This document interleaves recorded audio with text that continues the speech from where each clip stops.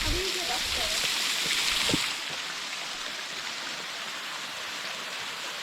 And it just flows down there. So all that water comes right from that cliffside. Not because it's a flowing canyon, but that's where the sandstone hits a layer or just pops out of the spring and comes out just right here. Well, above it and then trickles down.